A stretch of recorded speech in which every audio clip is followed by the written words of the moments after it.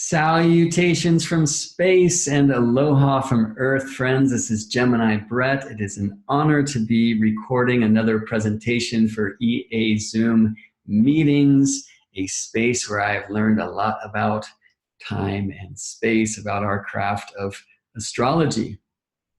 Today is February 13th, 2020, Thursday, Jupiter's Day. I'm recording this ahead of the broadcast at 1:51 p.m. here at home in Richmond, California, because I wanted to catch the nodes on the horizon, this kind of marriage of sun, moon, and earth, or the three parts of the philosophy, as I believe these three were described by Hermes in the Emerald Tablets, maybe the oldest scripture of our astrological cosmology. So Hermes, or Mercury, is in Pisces at this time, about to station retrograde somewhere there between Lilith and Neptune. The Libra moon, currently reflecting Aquarius light, has very recently gone void, of course. I think this is a wonderful time to look through the veil. And one of the ways that I personally do this is by connecting to the living sky. My practice I love to call sacred astronomy, because it's this idea that astrology is so much more than some symbolic language alone. It is the poetic breath of nature. And as we connect to astrology in nature, I believe we remember the roots of the rules and the proofs of the astrological equations we use.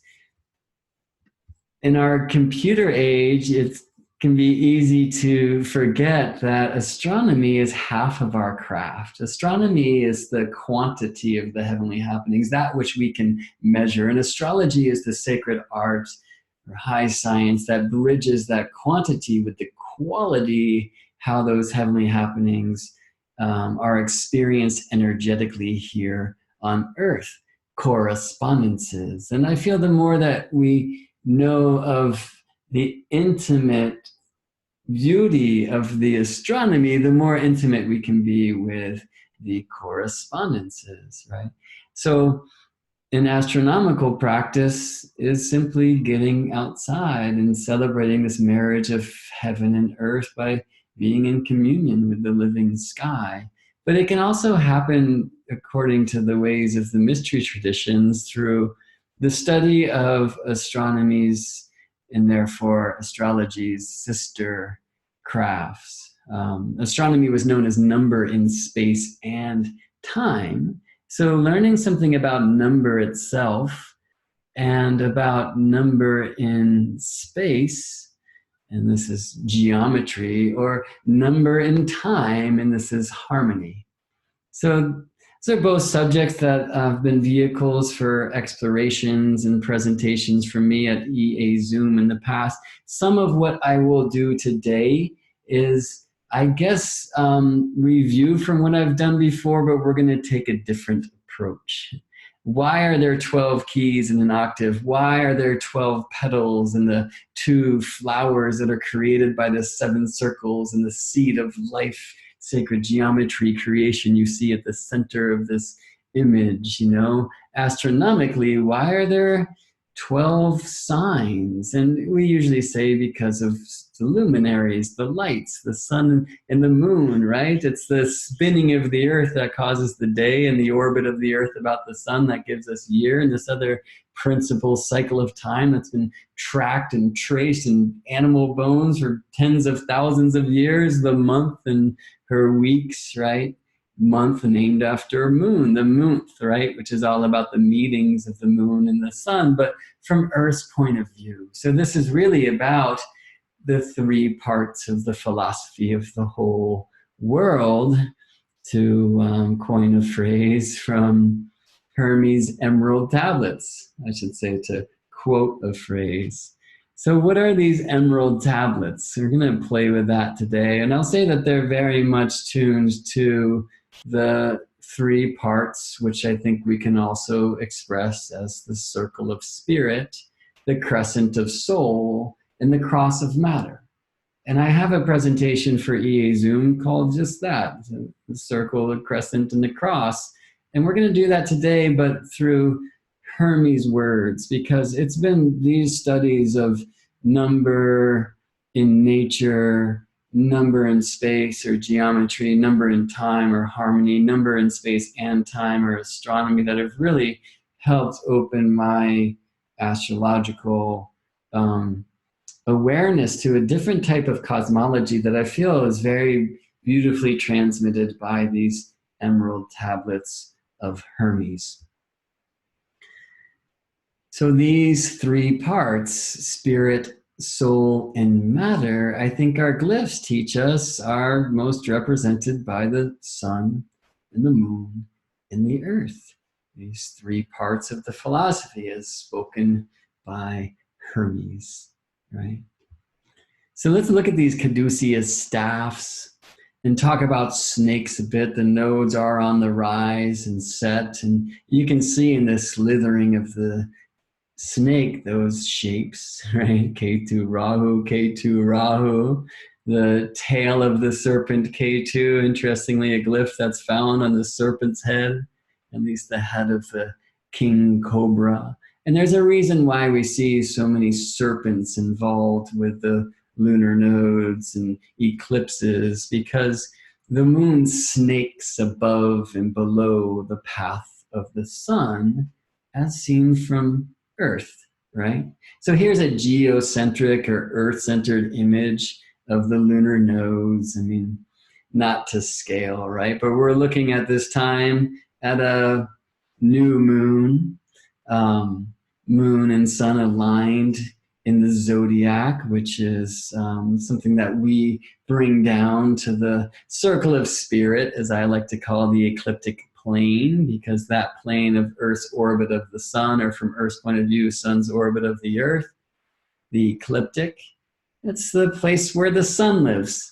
So circle of spirit. And for the most part, as we know, the planets generally hang out around the ecliptic plane too, right? But they all have their own orbital truths.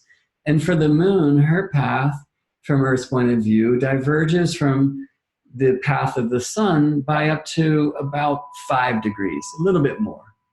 I like to call the moon's path the circle of soul, or maybe I'll call the sun's path the circle of gold and moon's circle of silver.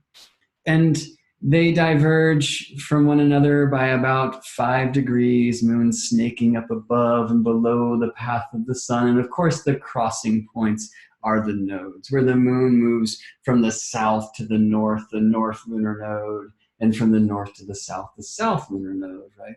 And where those paths most greatly diverge, the traditional term was the bendings.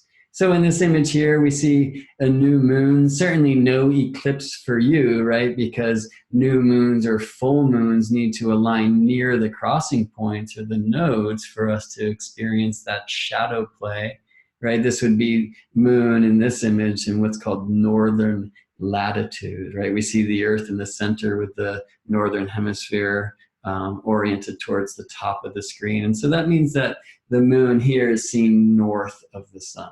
And that's always the case when the moon is ahead of the north node in the zodiac. So here the moon is in northern latitude and applying to extreme northern latitude. I did a talk for EA Zoom about lunar latitude some time ago that I will invite you to go check out if you'd like to see that. But I'll show you a line or a rubric from Hermes' Emerald Tablet that I think speaks about the moon snaking above and below the path of the sun, crossing at the dragon's tail and the dragon's head, right? Well, here we see the moon and the sun, right? Diana and Apollo beating a serpent. I mean, usually we'll see them not with clubs, as shown here in this alchemical woodcut, but rather with their bows. I'll bring a dragon in here because there's so much image in the myths and the alchemical descriptions and the great stories of eclipses where, you know, Rahu, the serpent, is eating the sun, or the Philippines, Bacanawa, the dragon that eats the moon during a solar eclipse. There's wonderful stories from all over the land throughout time and space about dragons or serpents, and the moon and the sun, especially when it comes to eclipses. And we see this, of course, in our tradition too, where the North Lunar Node is known as the head of the dragon and the South Lunar Node, the tail, right? And I'll show you, I think that there's a really beautiful transmission of eclipse science as transmitted mythically in the Greco-Roman tradition, and this play of sun, moon, and dragons too. So show you Apollo's bow, right? Apollo is the sun.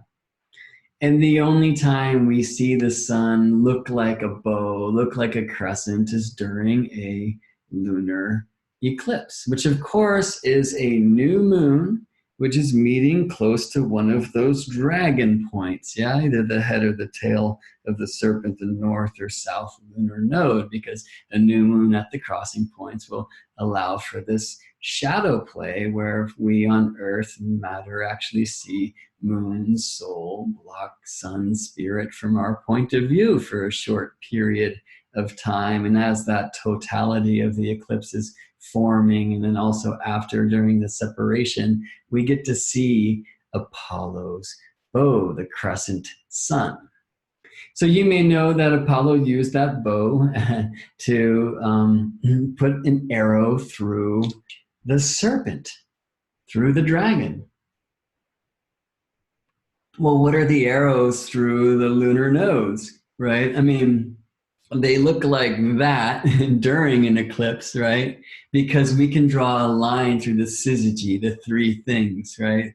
The alignment of three things, the arrow through the heart of Earth and the heart of the moon and the heart of the sun.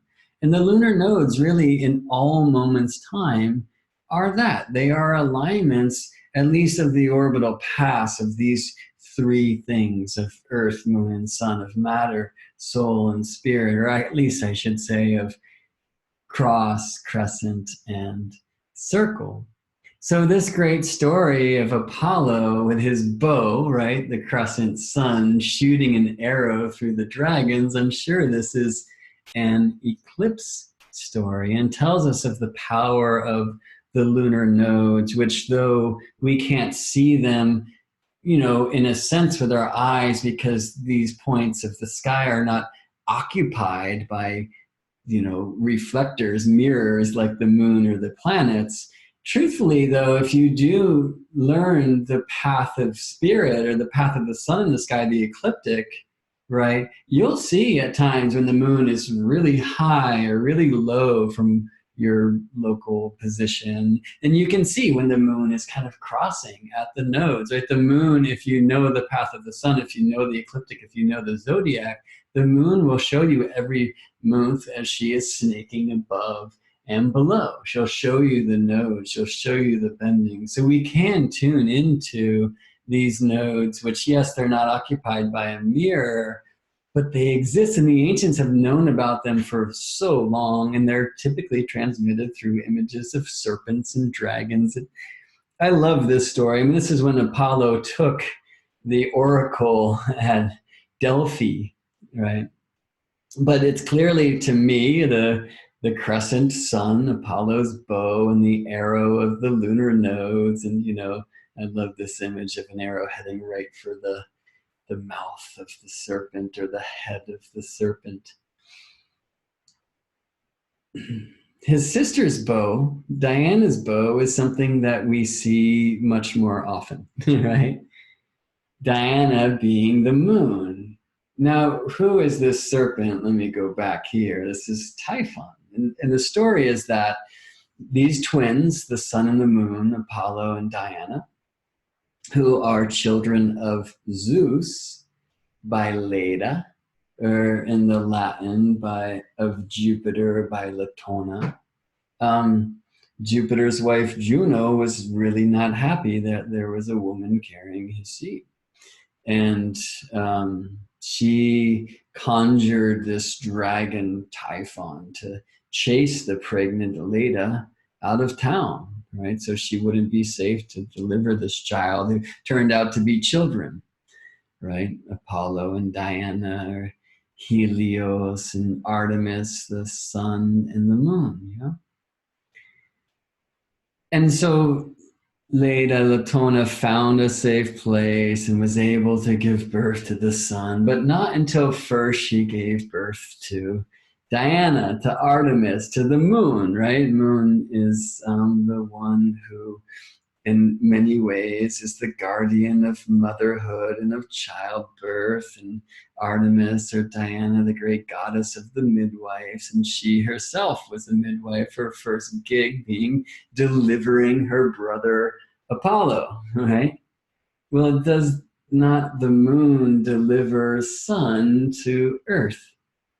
And we'll see this spoken mystically in Hermes' Emerald Tablet too.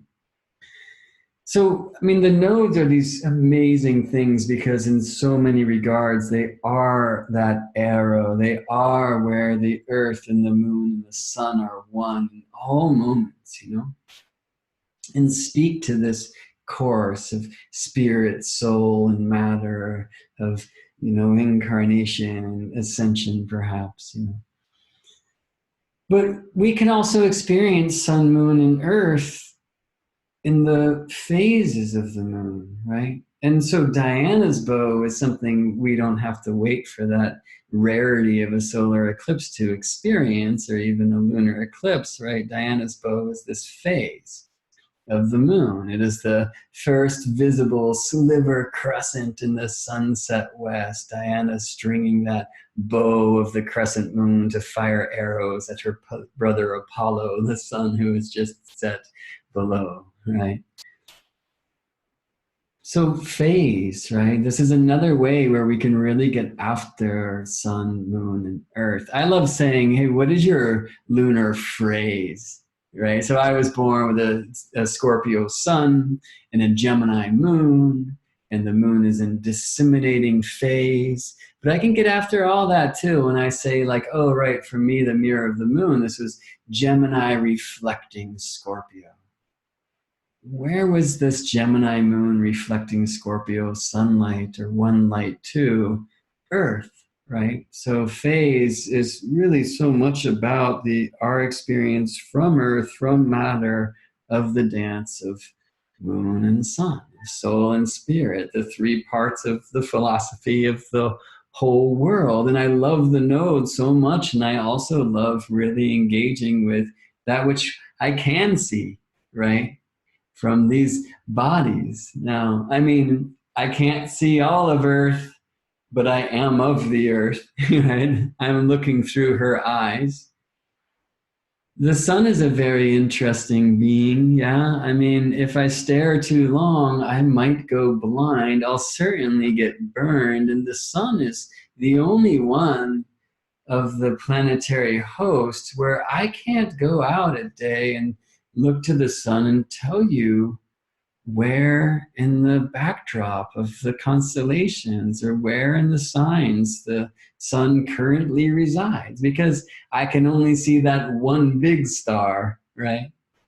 I mean, there's games we can play, and the sacred astronomy tradition brings us into this, looking at where the sun sets on the horizon, looking at the length of your midday shadow. There's a lot of ways that we can play, as the ancients did, to know where the sun is in the zodiac, right? I mean, seasonal expressions help with this, of course, although that changes with your location on Earth. But when I look to the moon, I can simply see which stars the moon is aligned to. And if I know the aspects of the moon by the phase that she shows us, because with every different angular association to the sun, moon takes a different shape. Or there's many times, you know, where you can see them both in the sky at once. And if you give an arm to the sun and an arm to the moon, you can feel that square or that trine or that, you know, opposition in your body. And so if you can see what stars the moon is aligned to, and you know the shape of the aspect of her mirror, or if you have that opportunity to to give an arm to both and feel their geometry in your own, right? We can see where the moon is, and she will tell us where the sun is, you see. So the moon is a much safer way to look at sunlight too, you know? I mean, moon is really this beautiful mirror reflecting sunlight here. I like to say reflecting the one light here. In so many ways, the sun is great mystery itself, again, because I can't stare there without going blind or at least getting burned. I can't see where in the backdrop of the heavens the stars aligned. You know, the sun is the only one who won't let us see other stars when he shines. What are stars? I mean, I learned in science class that they're the nuclear furnaces of the sky. Maybe there's truth to that, but I love this older cosmology, which says all of these stars are like holes in the tapestry that shields us from the one light, right? So there's one great burning flame on the other side, and we can see that one true light through all of these little holes in the heavens, which are stars. And of course, the biggest one here, because we are so close to it, is the heart of our system, is our sun, who I think we'll see Hermes calls the one, interestingly. Okay, so spirit, soul, and matter, circle, crescent, and cross, sun, moon, and earth, perhaps. Again, the nodes being these amazing places where those three things, in a sense, are one. But we can explore them in many other ways. I mean, traditionally, we would look often to the lots of fortune and daimon or spirit, it's often said, right? Which are reflections of lunar phase measured from the ascendant. And I really love to look to the ascendant on a chart to symbolize Earth. I mean, many people will draw the earth glyph, which is the cross of matter inside the circle of spirit, opposite the sun in the zodiac. The idea is, you know, like Earth today is seeing the sun in Aquarius, so the sun would see the Earth in Leo. I'm not going to get into a lot of arguments of why I feel that that's not really true, because the sun should have a different zodiac today, but I'll plant that seed. What I will say is that glyph that we're showing opposite the sun in the zodiac, that's the shadow of Earth, right? I mean, the sun is casting Earth's shadow to the opposite side. The Earth is the center of the chart wheel, right? Most of our charts, geocentric charts. And I think a really beautiful thing that we connect to deeply when we start opening to locational astrology. Oh, here comes the Emerald Tablet. But let me finish that stream first, I guess. In locational astrology, you know, you can relocate this chart from the moment of your birth to anywhere on Earth. And what are you going to see? The planets are in the same degrees of the same signs. They're in the same aspects to one another. It's the same geometry. There's a geometry called you, right? Expressing the moment of time to which you were born. And of course, we can go to clocks and time zones and these things, as the birth certificate hopefully reports. But the most beautiful way to show time is, you know, where were the planets in the signs? And I'll tell you this, that I don't have to look beyond the moon and the sun in any native's chart to show you just how incredibly unique every soul is. Because the way that the moon reflects sunlight to Earth will never, ever repeat. Okay, so I'll use me as an example. I have the sun at 56 minutes of Scorpio in the tropical zodiac and the moon at 25 degrees and 1 minute Gemini. And that could happen again every 19 years, which is called the Metonic cycle. There might be a 2501 Gemini moon reflecting 0056 Scorpio sun. I mean, that alone is pretty rare. So even if we take this to like the precision of arc minutes, right, a 60th of a degree, it's pretty hard to get the specific angle of the moon and the sun to repeat in the same degrees. But that can happen. But if it does, the moon is going to be a different distance from a node, and therefore it will be either, further north or further south of the ecliptic plane. In that way, it'll be aligned at least a little bit in difference, aligned to a different star. The moon will have a different aspect to true black moon Lilith, which would be a fun thing to talk about here at EA Zoom sometime. But astronomically, I'll just tell you that the moon's aspect to Lilith is going to tell you how far the moon is from the Earth. And so let's say the moon and the sun align to this very same degrees and minutes. And, in my case, like Gemini was reflecting Scorpio in the exact same way as it was when I was born. Well, it's either going to be further north of or further south of the ecliptic, or maybe right at the ecliptic sometime. It's going to be a different size because a different distance from the Earth, and therefore a different speed. Like, again, I guess what's most important here, I'm getting a little too nerdy in tech, but the relationship of moon and sun in the moment of your birth will never, ever, ever, ever repeat. You are absolutely unique. So I'm very interested in how the moon is reflecting the sun to Earth.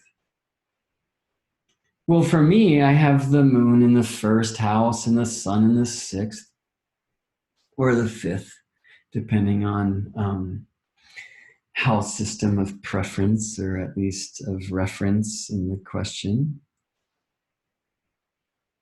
But that's not what was true here in Richmond, California at the time of my birth. That was true in Boston, where I was born, right? Where Gemini was on the rise. Here in that same moment of time, Pisces was rising.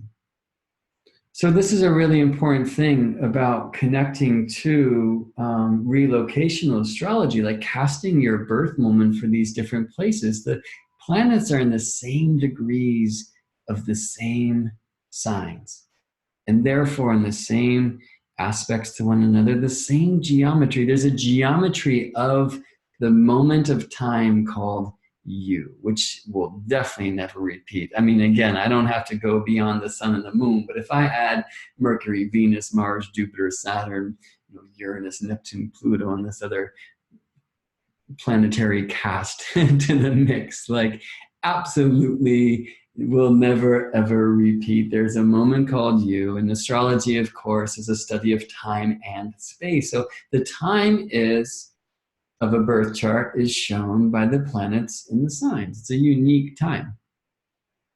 But that same unique time called you, whether you were born in London or, New York or Timbuktu, is going to be expressed in those three places of Earth and everywhere else in a different way, right? And so, of course, we see this in relocated charts and where the planets are in the houses, where they were observed from local space, right? So I was born at night, but the moon is below the horizon. She was not visible. Even less so here in California, where I now live in the moment of my birth. But if I go east from my birthplace of Boston, the moon had risen. The moon was visible, And there's a really powerful beauty to relocational astrology and, tuning kind of easily into some of that stuff through the great gifts of astrocartography. Is another wonderful passion of mine, because it's so astronomical, and not just like science class nerdy astronomy. It's a sacred astronomical truth, right? So I think in astrology we spend a lot of time really focusing on timing techniques, right? Transits and progressions, directions, profections, whatever it may be. And certainly those timing techniques also have a spatial contribution, don't they? Because if I'm speaking about your Saturn return, for example, well, I'm talking about Saturn went all the way around the space of the zodiac and returned to the place where she was at the time of your birth, you know? But there's another wonderful truth of space and time, which is that in this time called you, the energies were witnessed in a different way in London and New York than they were in Timbuktu. So the maps are so fun because we can actually kind of travel around this moment of time, not by moving time, but rather by moving space, right? So this moment called me, if you will, at least in my experience, it was experienced differently where I now sit in Richmond, California, than it was where I was born in Boston, Massachusetts. And of course, that is expressed by where the planets are in the houses. The cosmology I always return to is that it's like these planets are instruments, and they play the note of the sign in which they reside, right? 12 signs and 12 keys.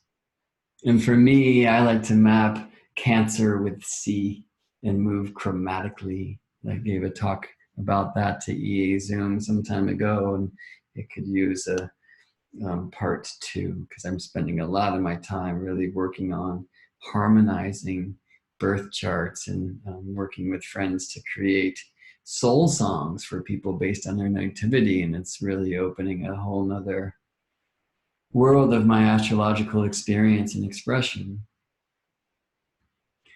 But so imagine yourself surrounded by a small circle of musicians, these many different instruments, and they're playing this chord, I mean, whether you're facing the trumpet player or if you have your back to the trumpet player and you're facing the flute, in your core, in your center, it's going to be the same chord.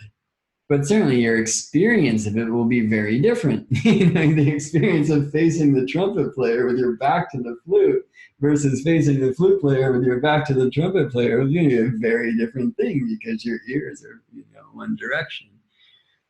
And in a sense, I'll say like the ears of the chart might be the midheaven. So in this moment of time called you, this chord is resonating in the heart of Earth. And this is what I wanted to share most deeply before getting back to these Emerald Tablets, because we see in the first line, as above, so below. The first rubric of the tablet says more than that, but we'll start there. We'll start with this phrase that we often share as astrologers, as above, so below. That's how the thing works. Well, that comes from the Emerald Tablets of Hermes. And I think there's a beautiful astronomical transmission, or at least agreement here, because we are literally measuring the heavenly harmonies, at least as far as where the planets are in the signs, and therefore their aspects to one another and the geometry of any moment of time. We are measuring that not from the surface of the earth where we live and breathe and witness these heavenly happenings. We are measuring the placements of planets in the signs of a geocentric tropical zodiac or sidereal zodiac or constellational zodiac. The key is geocentric, and geo is the earth, and centric is the center of the earth. That's where we measure planetary placement from, the center of the earth. And the beautiful thing about that is it's where we are all connected. So not only are you listening to this from a different place than where I'm currently recording it, but you're also listening to it at a different time. The latter might actually say that if you reach your hands above your head right now, as I am, maybe you're pointing to the same star that I am in this moment. That would be some pretty cool astronomical synchronicity. Probably not happening. And either way, I'm pointing to a different star right now than I did when I first rose my hands. Why? Because the earth spins quickly, So the above is so unique, changing, volatile would be the alchemical word, somewhat chaotic, but Now reach your energy down through your spine, and you will meet me in the center of the earth, where we are all connected throughout the space of earth in every moment's time, the whole. And signs are measured from the center, below, whole, while planets in the houses, of course, are measured from the surface, right? So in a relocated chart, um, like when I was born in Boston, the moon was in the first, Gemini 25, 1 degrees, right? And in that same moment of time here in Richmond, California, the moon was 25 degrees, but it was in the third or the fourth, depending on your house system of choice and such. So houses, just as the culture and the accent is different in California than it is in Boston, or the culture of New York and London and Timbuktu and the cuisine, in India and Indonesia or Australia, wherever you may go, right? Like the surface conditions are different, right? So surface above particular houses, center below whole signs. And when we say as above, so below, I think the beautiful correlation here is that we are literally measuring the energies of the above, the planets and such, from the center of the earth, from the below. And this is the first rubric of the Emerald Tablets of Hermes, which says a lot more than that. So one last thing is bringing our attention to two places of the chart that will show us where on Earth we were born in this moment of time, which is described by the planets in the sign, right? We need 2 degrees. We need the degree of the ascendant, which is also the degree of the descendant, right? And we need the degree of the midheaven, which is also the degree of the IC. If you move due north or south from where you were born, the midheaven and the IC won't change in that moment's time. But the ascendant and the descendant do. You can move in a different direction to keep the same degrees of the ascendant and descendant, but then the degrees of the midheaven and the IC change, right? So this cross of matter, which is not something opposite the sun in the zodiac, it is, the earth is the center of the chart, okay? So the cross, whether it looks like this in your chart or this, and it's a long story of why that seems like the midheaven can lean towards the ascendant to the descendant. But the cross of matter is your angles. And I'm particularly tuned into the angle of the ascendant, not only because the ancient language called it the horoscopos, right? The hour marker, the hour watcher, or the oiox, the iacos, the rudder of your soul's boat, and gave a lot of focus, therefore, to the steersman being the so-called lord or lady of the horoscopos. And I love some of that poetic language in the old tradition. But why the ascendant also? Because, why does the eastern sky rise? First of all, that's the image of new beginnings. Like here's a picture of the sunrise I took, and the awe and the weirdness of the sun coming from, where does it come from, But the eastern sky rises because the earth is falling in that direction, right? The primary motion, the rising and reaching and resting of the heavens is from the east to the west is all because earth is spinning west to east. So see, just as we descend into matter to lift spirit up, the earth bows to the east so the sky can rise. And so I'm very interested in the ascendant. And there's a thing I love to say, which is what was rising when you rose is rising within you. You're a student of those mysteries and you can raise them up, because if you truly choose to engage with the teachings of your ascendant school, then that school itself will learn from you, will grow from your growth. And for me, that's what the earth game is about. We come here to feel, which is why the monkey suit is equipped with a heart and why the earth can be so hard, because feeling opens the gateway to true healing, which is knowing. Our own personal knowing is our personal growing, and the gift of our growth grows the whole thing.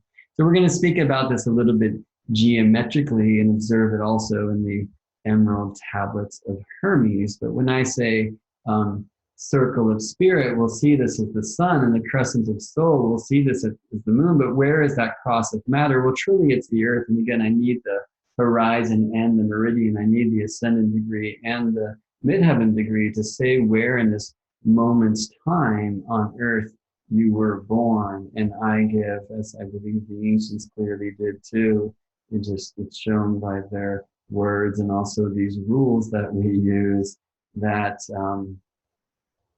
the ascendant is kind of the principal place where we are playing as a soul the earth game.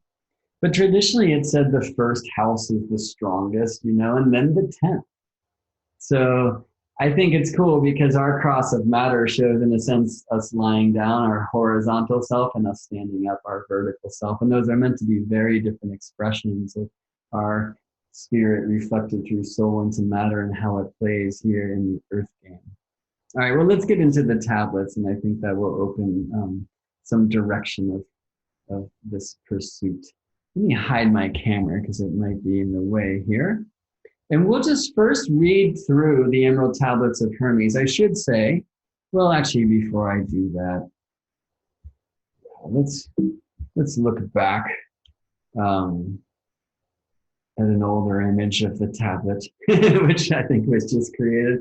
I will say that though it would certainly seem that Hermes is connected to Jehuti, who many call Thoth from Egypt, the Emerald Tablets of Thoth, the Atlantean, which is something you'll find through searching Emerald Tablets of Hermes online, that's not the thing that we'll be looking at today. That was like this channeled thing in the 1970s. I tried to avoid expressing my bias through my tone, but I can't. The Emerald Tablets of Hermes are a very different thing altogether. Which isn't to say that they weren't channeled at some time, but if they were, it was thousands of years ago. Some say that the Emerald Tablet of Hermes is the oldest Western spiritual scripture, perhaps as old as the Hindu Vedas. I should just say the Vedas.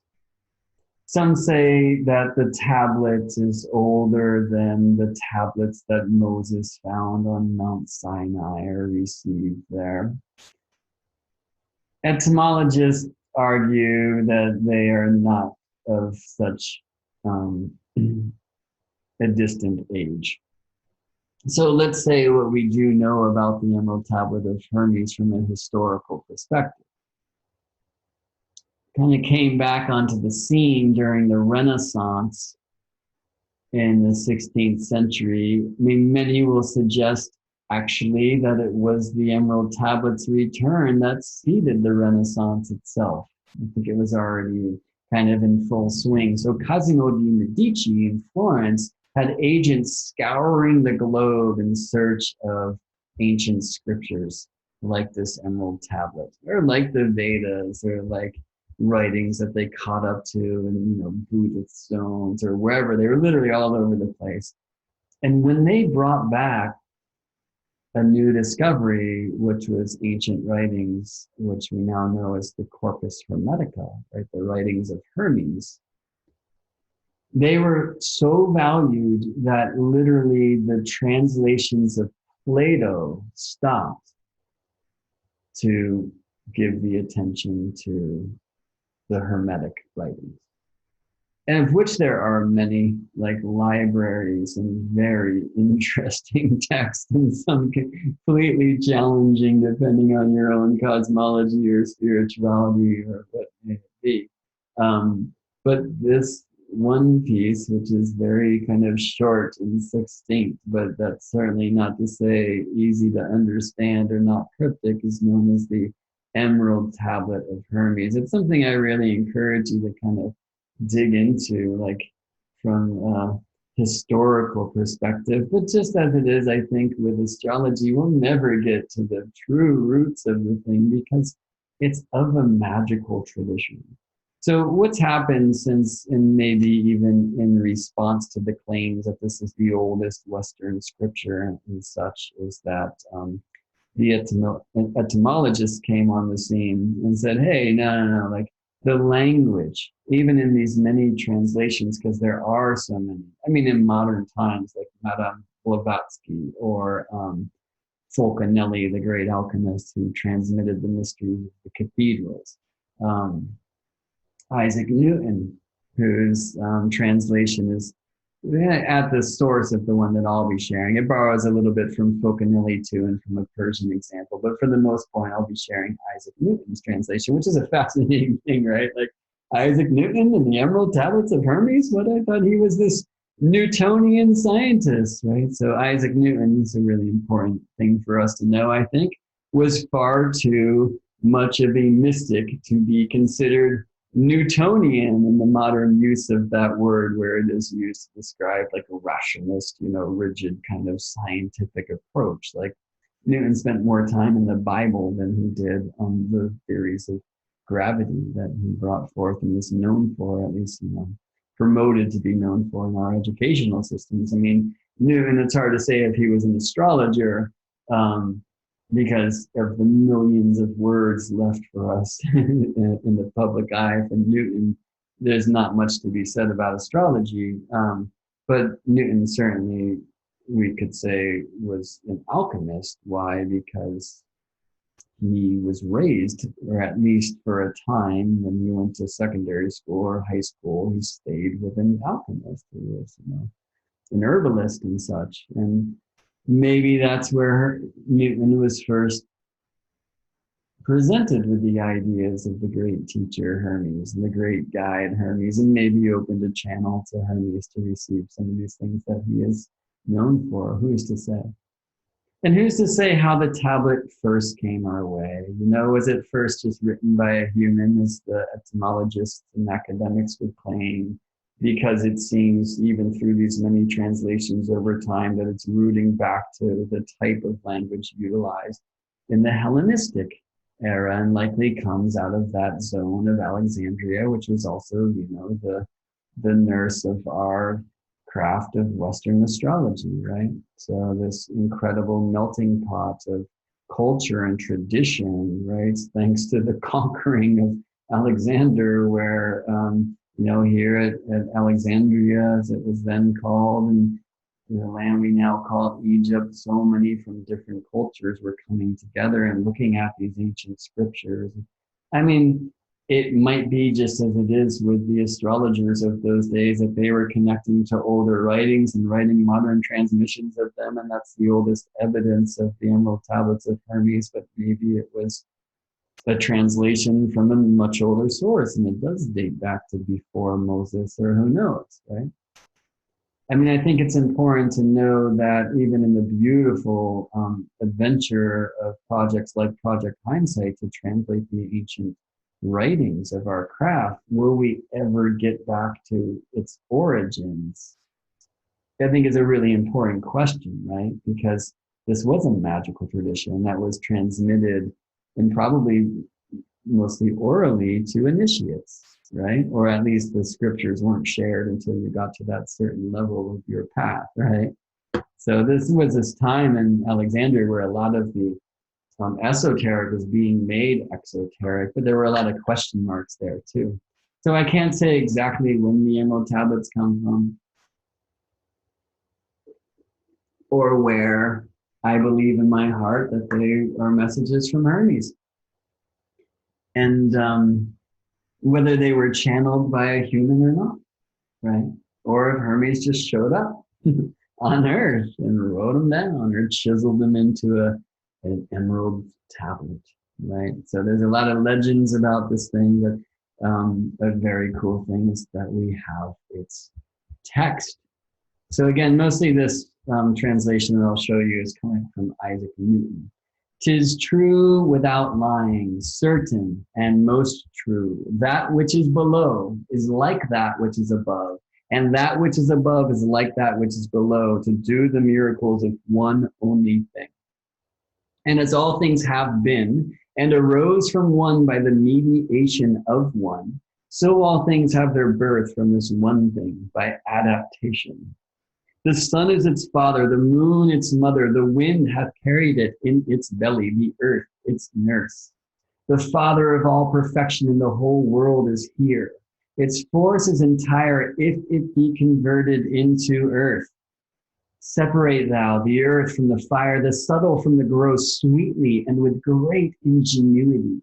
It ascends from the earth to the heaven, and again it descends to the earth, achieving the force of things superior and inferior. By this means you shall have the glory of the whole world, and thereby all obscurity shall fly from you. Its force is above all force, for it vanquishes every subtle thing and penetrates every solid thing. So was the world created, and the marvelous conjunctions of it, for this is the process by which these marvels may be brought about. Hence, I am called Hermes, Trismegistus, having the three parts of the philosophy of the whole world. That which I have said of the operation of the sun is accomplished and ended. So what an amazing, mystical, cryptic transmission of 14 rubrics from Hermes in the Emerald Tablet. I first heard about the Emerald Tablets, I think, from the wonderful astrologer and cohort and mentor and friend, Gary Caton. We were both speaking at a shamanic astrology mystery school event. And it was really the first time I had heard about spirit through the language of alchemy, which is a wonderful thing that Gary transmits. And Gary's decoded this first line, as below, so above, as above, so below, astronomically relating it to three really important states of Mercury, Hermes, astronomy, right? So the above, there's two aboves. One, like now as I'm recording, at least especially in the northern hemisphere, Mercury is an incredibly visible evening star after sunset. And where Mercury will be most visible in his maximum elongation from the sun, that degree will be very close to, if not equal to, the same degree of Mercury's coming Cazimi, the retrograde Mercury conjoined sun, right? So the middle of Mercury's retrograde cycle, when Mercury is passing between Earth and sun, that interior, or traditionally called inferior, which does not mean lesser than, but rather below, conjunction with the sun, right? So that would be the below. Earth, Mercury, sun, Mercury passing Earth by, the retrograde period, Mercury's alignment with the sun, you know, a new cycle begins, Cazimi in the heart of it, in the throne room in these things. And with Mercury visible as an evening star and the greatest visibility at maximum elongation, it's about the same degree as that place between Earth and the sun, the retrograde Cazimi, retrograde solar conjunction, and about the same degree as the other above. Like if Mercury is visible here in the morning star rising before the sun.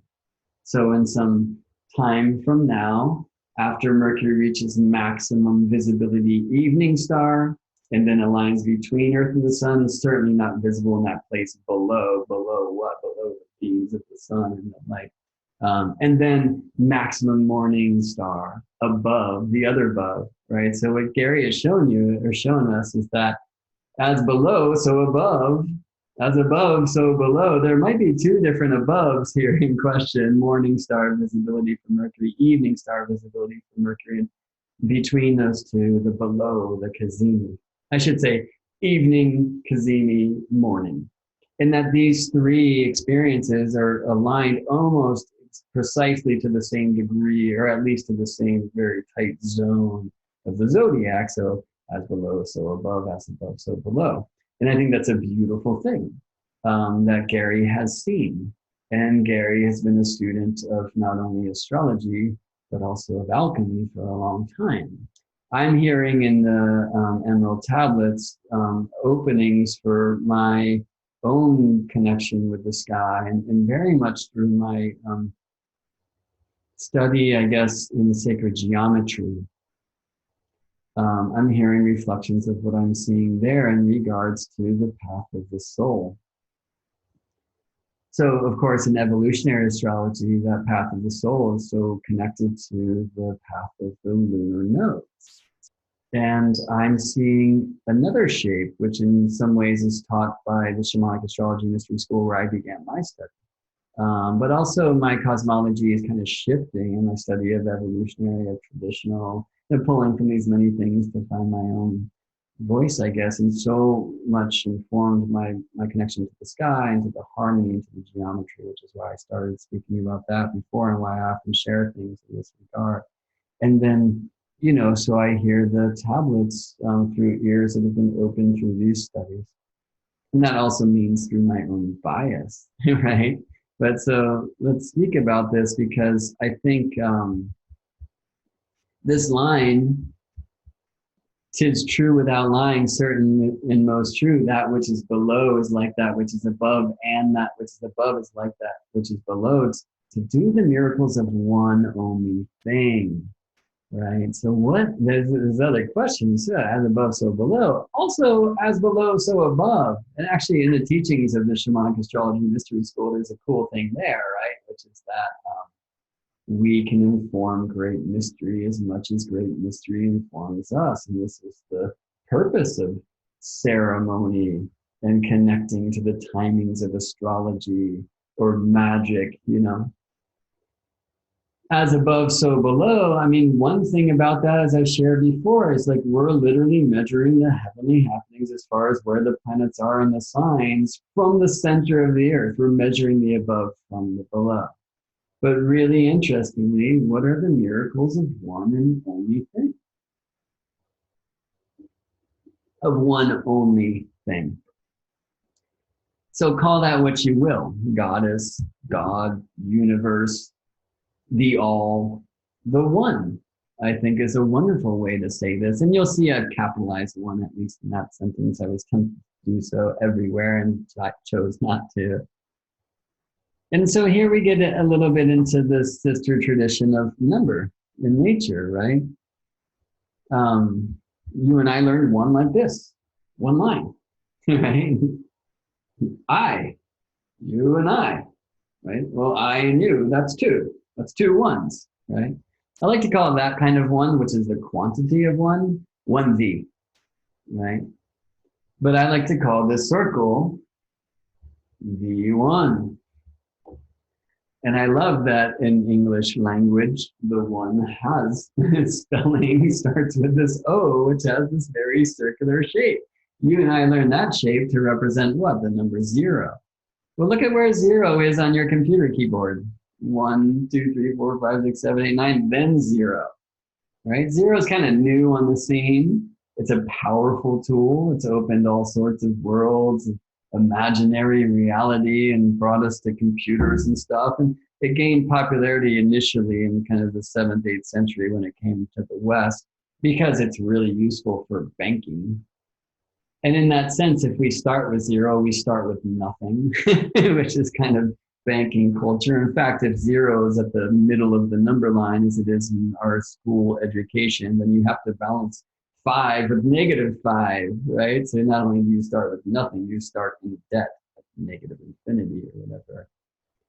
Well, look at your keyboard again. It starts with 1. Everything must begin with 1. V1, oneness. I mean, what if before we learned 1, 2, 3, 4, 5, and 5 is just 5 ones, or 3 and 2, and 2 is 2 ones, and 3 is 3 ones, and somehow -5 is -5 ones? That doesn't seem possible. What if we talked about oneness, which is so much more beautifully represented by a circle, isn't it? In astrology, we say the circle of spirit, and the crescent of soul, and the cross of matter. And then typically they turn the page. They might say, oh, so now look at Venus. She's spirit over matter, right? So this is what. But I'm really after astrology as a way in, right? Astrology as a way out is me just blaming, some of my own ill behavior on my sun Saturn square. Astrology as a way in is utilizing the sacred craft as a vehicle to further explore these great questions that can only be answered by greater questions. Who am I? Where am I coming from? What is this place? Where are we going? How the hell do we get out of here? How in the heavens do we stay? Should we want to? All that stuff. And I love astrology for so many reasons, but I think principally because it is such a wonderful fuel for a journey like this. And geometry too. And the wonderful thing about these sacred science traditions is that the subject is the teacher. So just drawing circles has been one of the most profound teachings for me, and one of the most profound yogas or studies for me. And, all my students will tell you that they begin with a compass and a square, and you want to know what a circle is before we talk about the ecliptic. Right? What is a circle? The fun thing about the circle is it's so curvy, isn't it? And therefore immeasurable. We have these formula to approximate the circumference of the circle or the area of the circle. They're based on what? The ray. The radius. The radii, you see, the line, which can be measured. You can put a ruler to it, and then we can say that's r, and then 2 pi r is the circumference, right? But pi, necessary for this calculation, and interestingly, as the crow flies from the source of a river to its mouth at the sea, if you multiply that times pi, you get the actual length, including all the curve, bending. We have a very linear side, right, which says the shortest distance is a straight line, and we have a very curvy side too, right? I think we want to have both of those fully represented as astrologers, right? The curvy side is more of that empathic heart and maybe some of the intuitive gift, while the linear things we should know, right? This language and the syntax and the math and such, the quality and the quantity. So there's this beautiful thing from Alan Watts that I love so much. Well, every point on the surface of the sphere is the center of the surface of the sphere.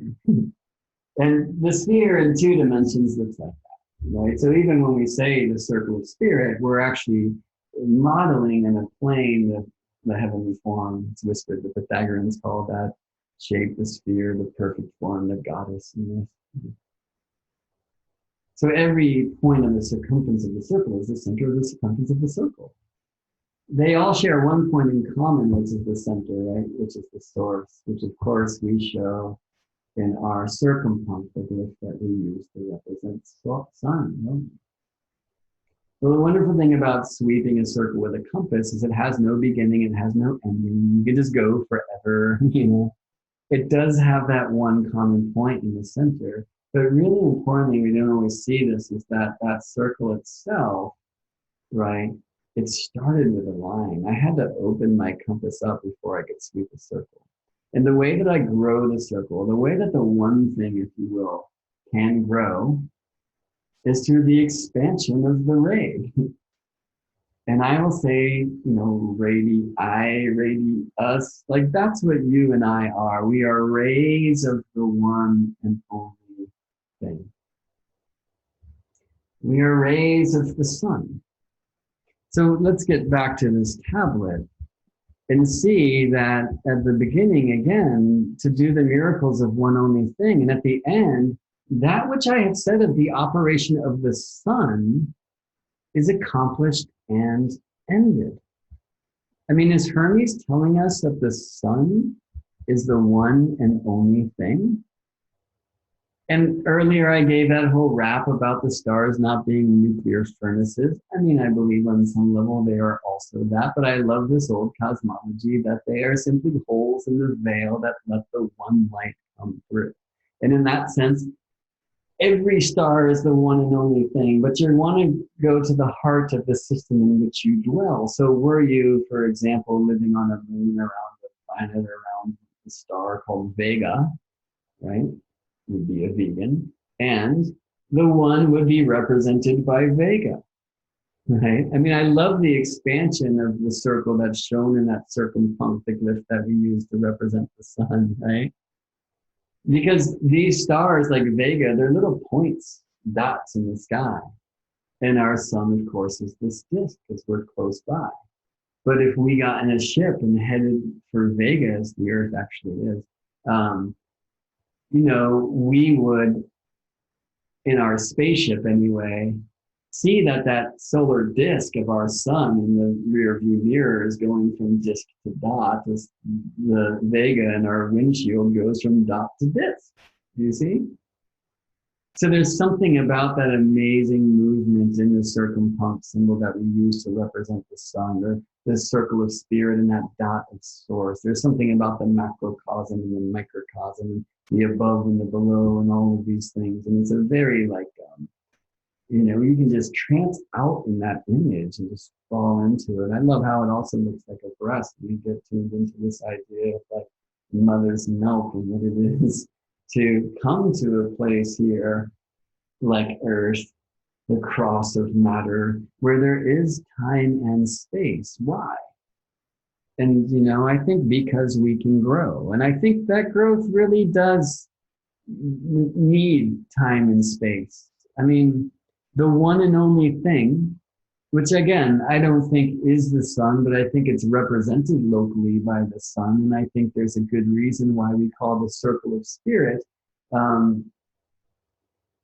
or let me say that we can apply that term circle of spirit to the ecliptic. I mean, these days we tend to cast charts with a round wheel, don't we? Well, that circumference of the wheel of your chart, and we say the cross of matter inside the circle of spirit is the earth lift, or the cross is the angles, the horizon, the meridian. The circle of spirit is the ecliptic.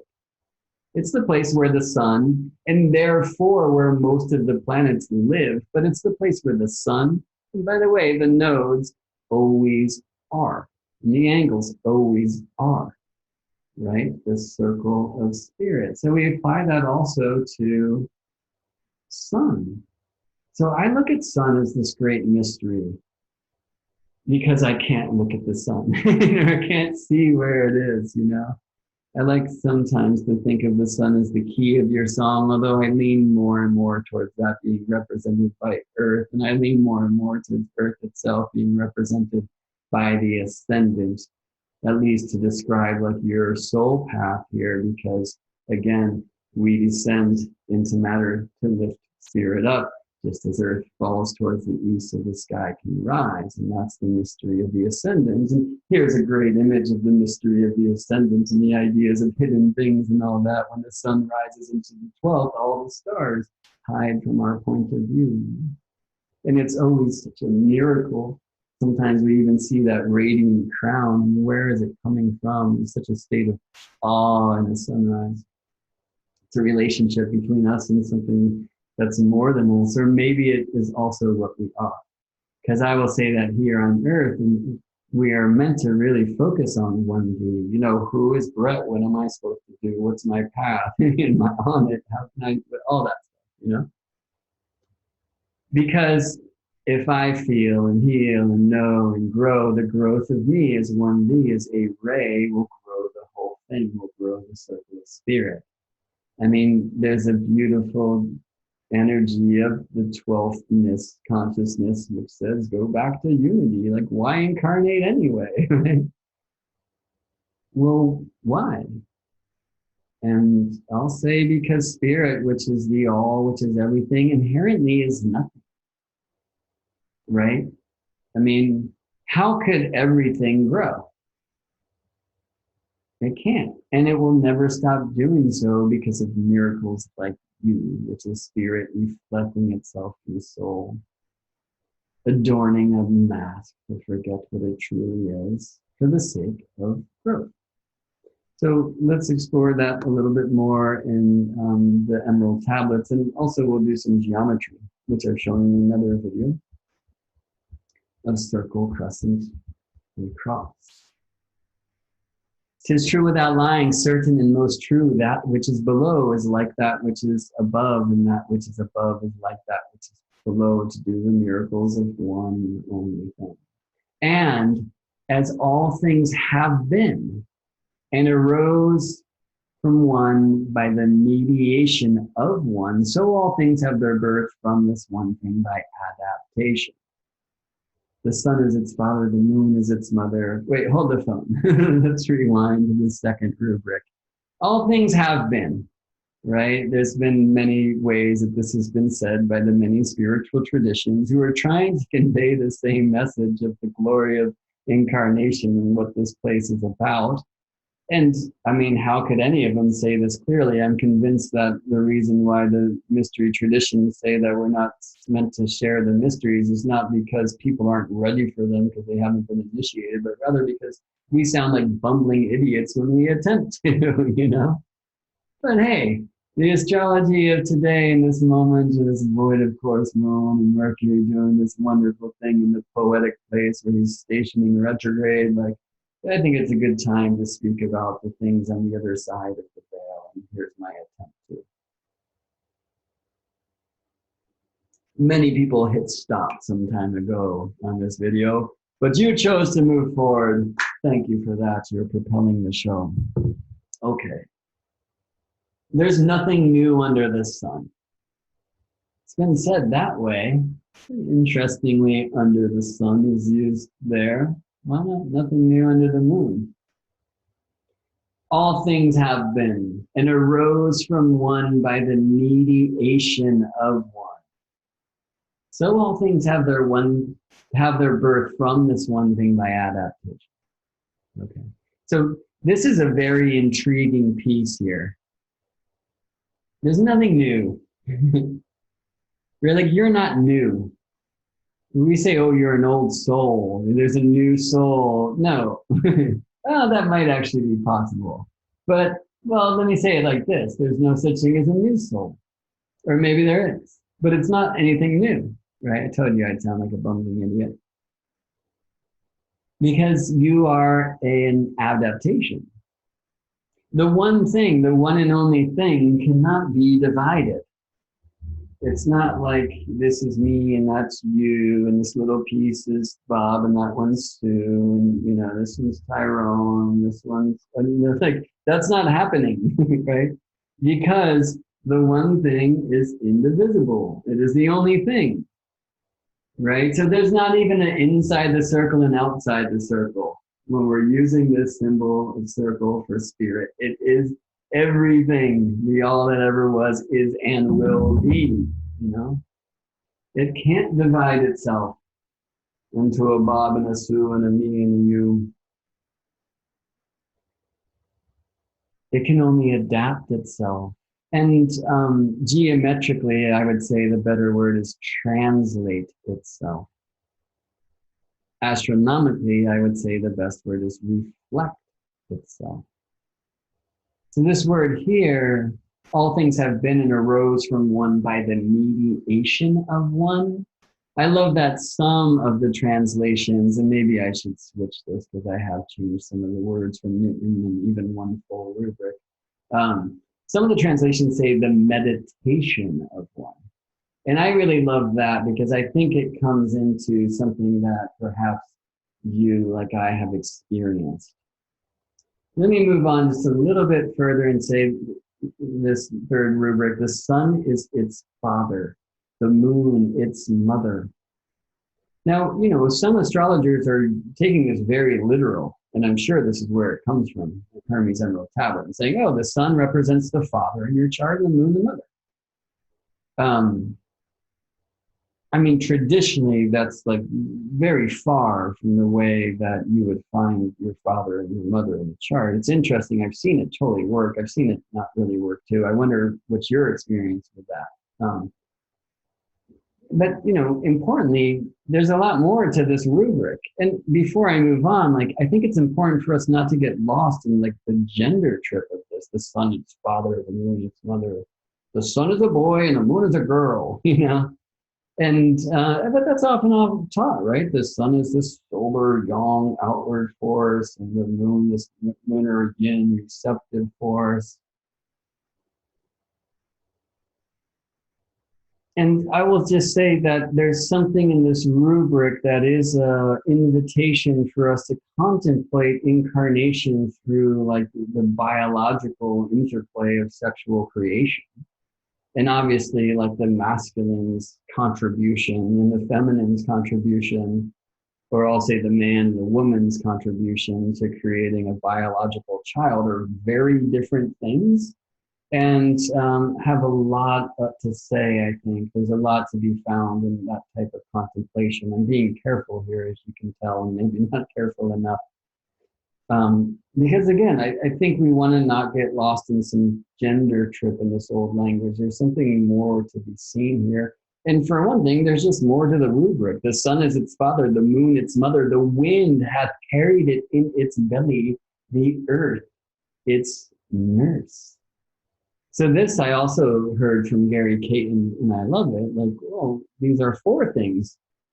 So first of all, if you're saying from the tablet that the sun is the father in the chart and the moon is the mother in the chart, well, what's the wind? What's the earth? What do you mean the earth is its nurse? And Gary has suggested that this is likely about the four elements: the sun, fire, moon, water, wind, air, earth. You guessed it, earth. And there's another thing here, though, in the study of number and nature and number magic, where I think there's a lot to be revealed or correspond. And I think that I'll share that in a bit. I want to speak before I talk, I guess, about the cross,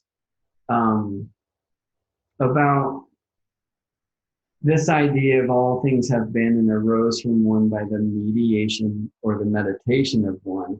So all things have their birth in this one thing by adaptation, because this is where the miracle happens. This is where the one becomes two, or better said, the one becomes not two.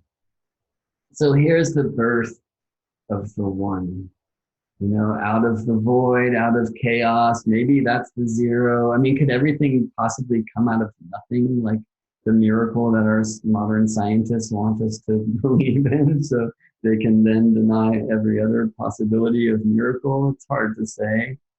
Where did spirit come from in the first place? Was it always here because it's the one and only thing?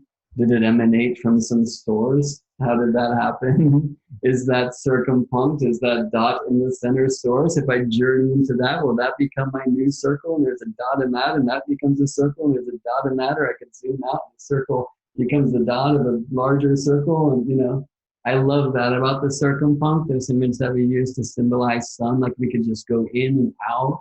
I love that it represents, in a sense, V1 and 1V. I make these all the time from the bird's eye view, which is you put a stick in the ground or build a herm of stones for Hermes, and to create a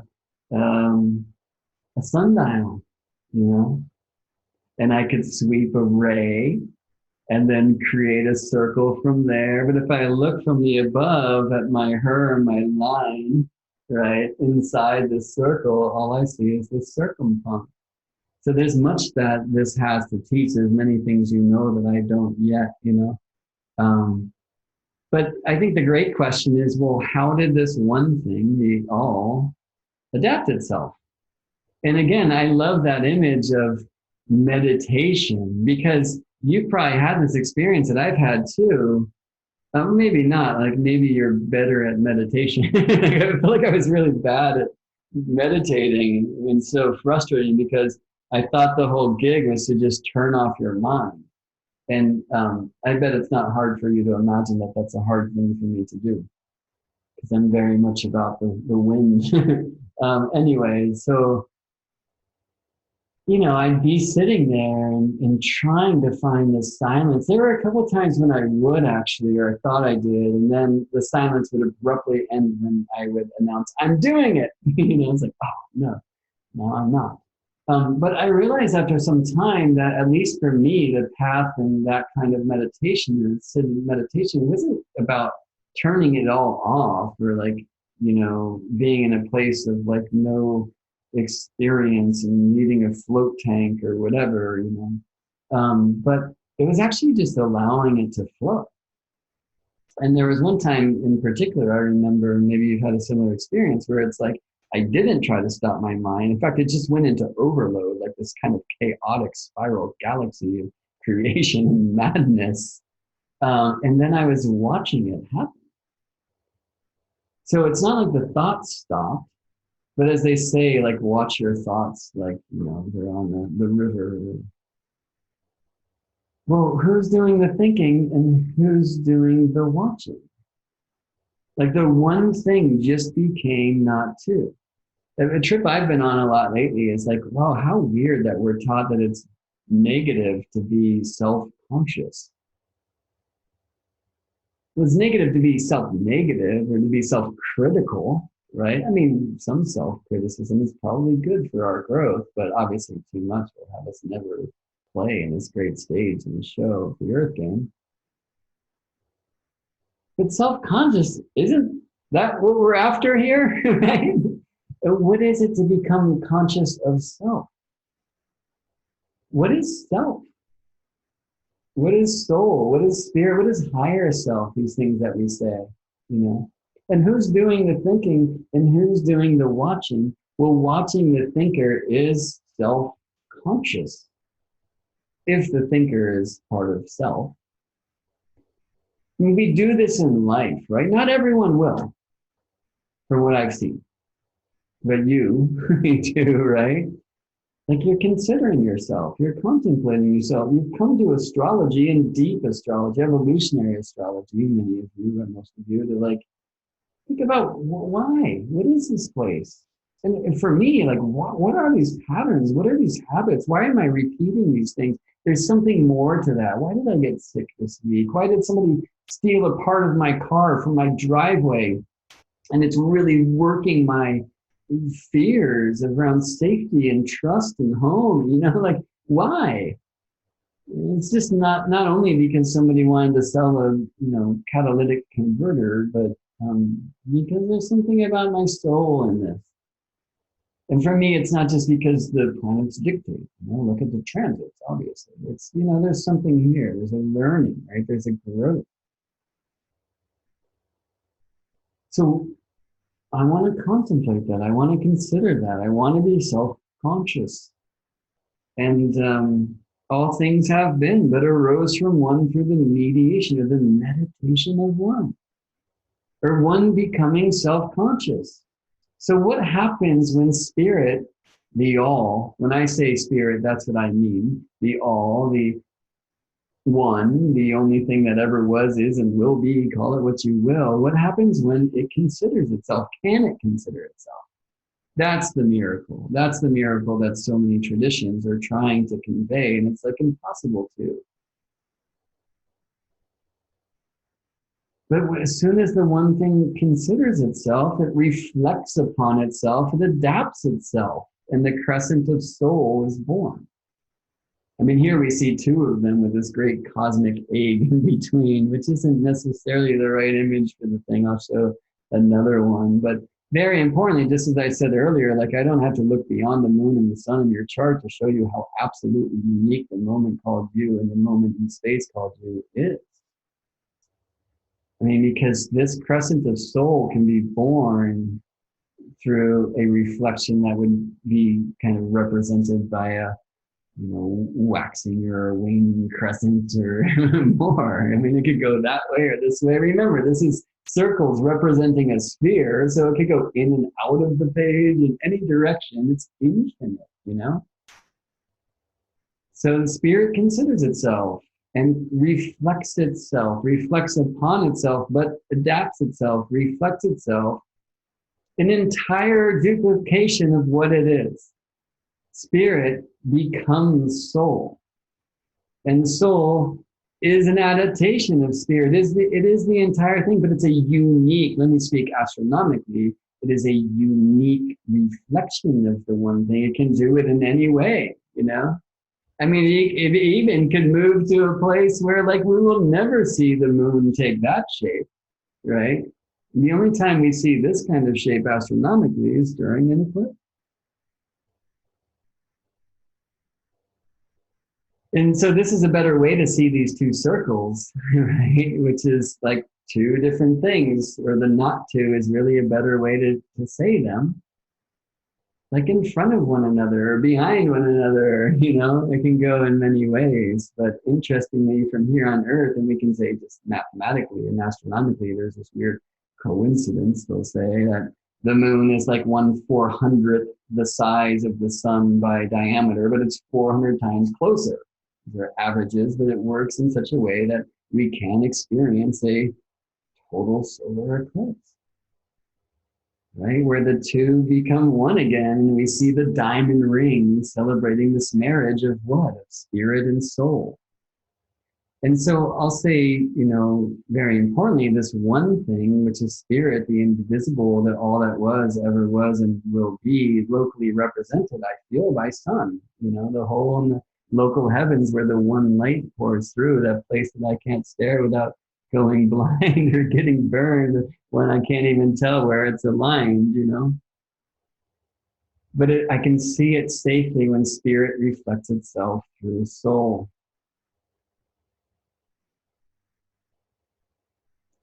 And that idea of the crescent of soul and moon reflecting the sun. I guess before I move forward here, let me say this. Moon, the moon is its mother. Moon we know as memory, astrologically, and many things, right? Feelings, that subconscious, I prefer to say superconscious side of self. But memory, well, that means moon is also forgetting. And you can say, well, my moon is afflicted, and that's why I have a bad memory. I mean, I'll say your moon is gifted, and that's why you have a bad memory. Because if you remembered what you truly are, which is the one and only thing, you would never do you as one be. And then the ray is never going to grow and the whole thing can't, right? Like, I mean, spirit is everything, so it can't grow, and yet it will never stop doing so. The universe will never stop expanding because of miracles like you, spirit reflected through soul here to matter.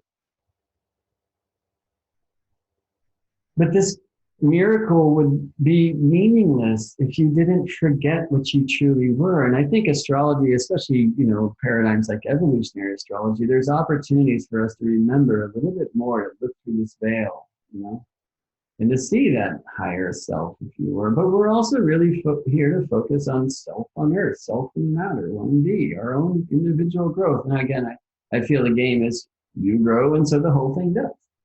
You rise, and so the whole thing does. So I think moon not only is memory, but is forgetting. And she offers the greatest gift of forgetting, drinking from the pool of Lethe, so you can forget that you were the one. You know, modern astrology often says that the ascendant is the mask. So it's how other people see you. They don't remember, I guess, that mask comes from the word that was used in the mystery plays, which is persona. So the mask that I'm wearing is called Brett. You know, and I'm not just the mask I've created for my business realm of Gemini Brett, but, you know, the name my mama gave me, right? Like how I experience self on earth. That's the persona. That's the character. That's the mask, because I'm so much more than that. And so are you. And so are we all, because truly we are that. Yeah. But we're meant to like focus on being that. You are the one. Focus on being 1D. So there's these very different kinds of the one. You know, if I take a circle and show it to you from the side, it kind of looks like a line. If I draw a line around the world, it's going to be a circle. I mean, the two are very intimately connected. And that's just maybe all that.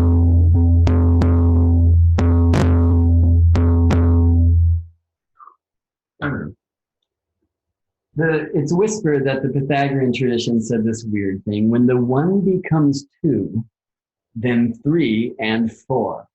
And what I will say is that just as Apollo could have never slayed that dragon unless his sister Diana had delivered him first, right? He was his midwife.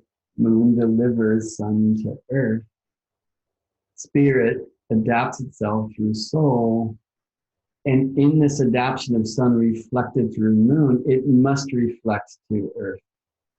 When spirit is adapted through soul, when the one becomes two or not two, then three and four, spirit becoming soul has to incarnate into matter. So these two circles or not two now have two or not two centers align, and two or not two intersections align.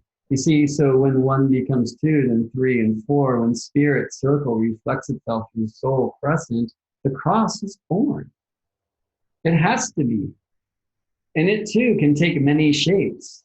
I'm going to tame one of the lines though by creating another circle so we can see that earth glyph, right? The cross of matter inside the circle of spirit. Like this is how I create it geometrically. Or I might create it by drawing my second circle the same size as the first, I always do, but center it at the circumference of the original circle, right? The Vespa Piscis, the fish's bladder, the Yoni, the gate of creation, the Mandorla, the sacred almond. And then we get a circle of half the radius, a lower octave inside the two circles of the same size. And what does it look like? I mean, this is the human eye, right?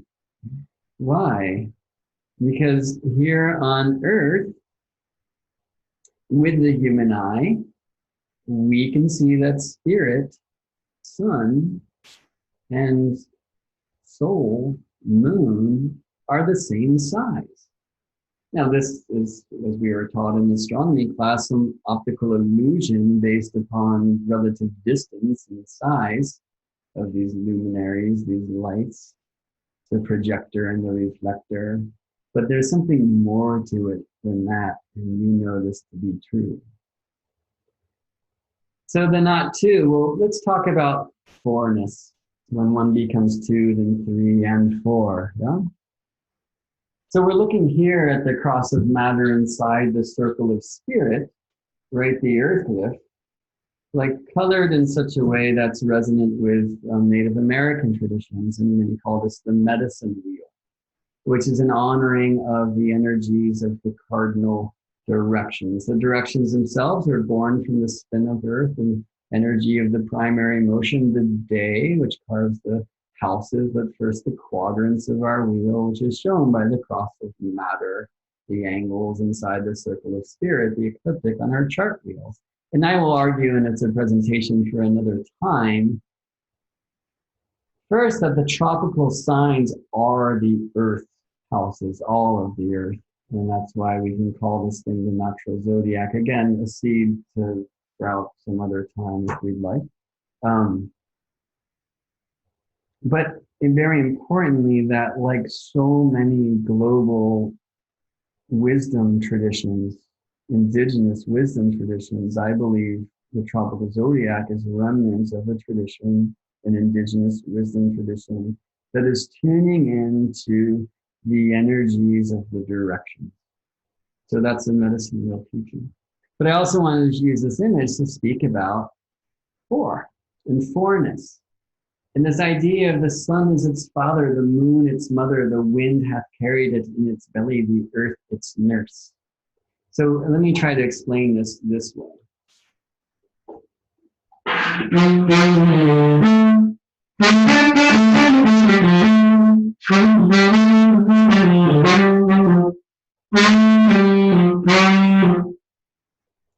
Okay, what happened?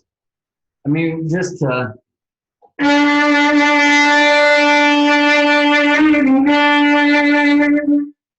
how are you experiencing that? Can you honor that you're experiencing that in a different way than I am? I mean, you too might be like, oh my gosh, that reed needs some moisture and the air is not there and you're out of tune. You know, like that self-critical thing, that's not self-conscious, by the way, right? Actually, that self-criticism can help like tune the craft, but it can also really take me away from the self-consciousness, which is just to like experience you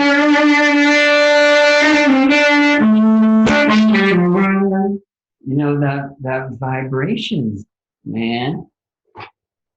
If a tree falls in the woods and no one is there to hear it, does it make a sound? No. It makes noise. It makes the quantity. of music, if you will. There's frequency, there's amplitude. It's vibrating through this medium. What's the medium? Air, right? But if there's no ear there to receive it, it's just noise. It's not sound, which is the 5. Noise is the 4. Well, what about 1, 2, 3? Well, in this case, the 1 and the 2, which are really the not 2, and it actually might be the 2 and the 3, because 1, 2, and 3 are really the not 3. Spirit, soul, and matter, we might call them, but there's something maybe before it comes into form, the 4 matter. I mean, let's talk about the not 2 is the saxophonist and the saxophone. This is not going to make noise without me. I mean, it could fall. I'm sorry if you just said that.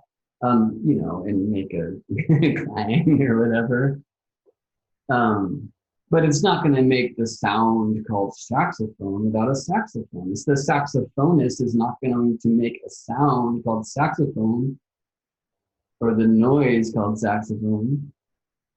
But let's call it the tone, so we have a different word, right? So we need saxophonist and saxophone to make tone. I'll call it saxotone, right? So we need saxophonist, saxophone, the not 2, to make tone. That tone, saxotone, that's noise, right? Like this thing.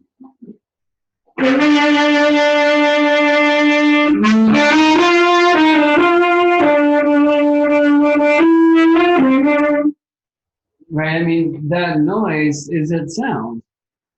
Well, my ears are here to hear it. And so is another me who's like, man, you need to start practicing again.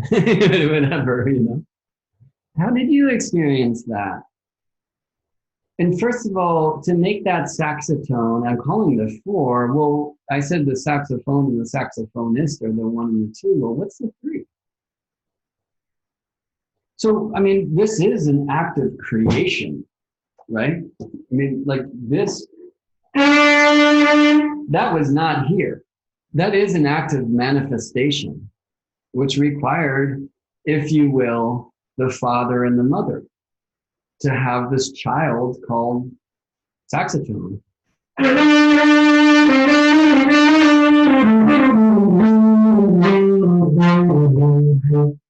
Right?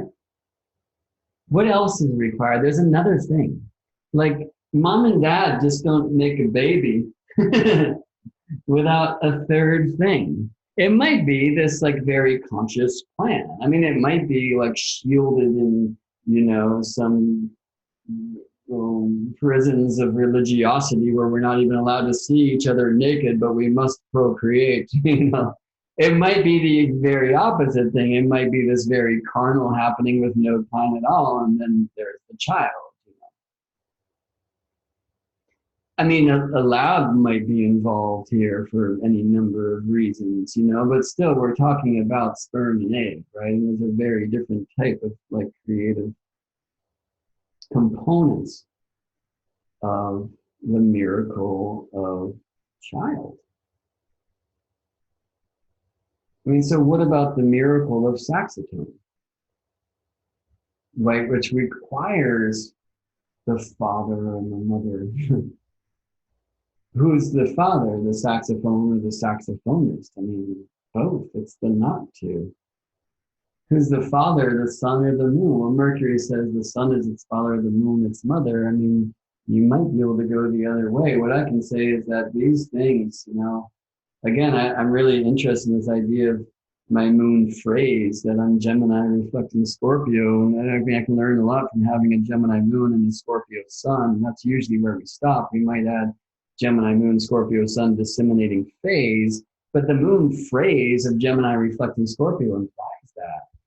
And it also says this important thing, at least the way that I hear it when I voice those words, which is that the moon and sun are 2 parts of one thing. One thing which has a third called earth, one thing which has a fourth called the wind that have carried it in its belly. And so that wind is this need to create. And maybe that's the mind of God, Goddess, universe, all one, call it what you will, right? And maybe that's my will. Is it my will or thy will? Is it both? Is it the marriage of that thing? Is it the conduit of the channel? Is it the marriage of heaven and earth, the above and below? What is that chord, that third thing? Or maybe it's first, right? Because at some point, and it wasn't long ago, I mean, there's no saxophones in the early 1800s even, you know? So the saxophonist had to go somewhere else to make tone. So that creative force, that wind that had carried it in its belly, you know, why are you an astrologer, right? I mean, why are you a ballerina? What, you know, that amazement, it is this very like creative and therefore in a sense like a sexual force, right? I mean, is that the one or the three? The three parts of the philosophy, spirit, soul, and matter, there's actually, those are three of the four, and there's this other thing, which is the wind that hath carried it in its belly. So in the words of Hermes, the sun is its father, the moon its mother, the wind hath carried it in its belly, the earth its nurse, right? The earth would be the four, that medicine wheel, that cross of matter, and that's the saxophone, right? But again, like that's the noise. That's that vibration that happens when the tree falls in the woods. Actually, I want to go back and look at this. But without ears or a body for that noise to dance. So Saturn will be conjoined by Jupiter on December 21st, 2020. Mark your calendars, the dawning of a new age of air element, you know, great conjunction. Of course, they did conjoin in the Libra air thrice in 1980 and 1981, but anyway, that's a tale for another time. How will that Jupiter-Saturn conjunction in the first degree of Aquarius on December 21st, 2020 dance you versus how it dances me? Now, see, that is the beauty of the high art or sacred science of astrology, because the quantity is the same, right? Jupiter conjoins Saturn in the 300th degree of celestial latitude, which we call the first degree of Aquarius in the tropical zodiac. And that's happening, and it's very close to an occultation. Their latitude is very similar too. Some would argue that that was the Star of Bethlehem long ago. How will it dance you versus how does it dance me? Well, I shared before, my sun is 0 degrees and 56 minutes Scorpio. It's really strongly square my sun. It's in my ninth sign, in my ninth house. And, you know, what is it for you? Different. And so this great craft of astrology will say, okay, well, there's the sound, there's the noise, right? There's the quantity, there's the Jupiter-Saturn conjunction. Well, the sound is how it moves you, right? So, you know, this thing.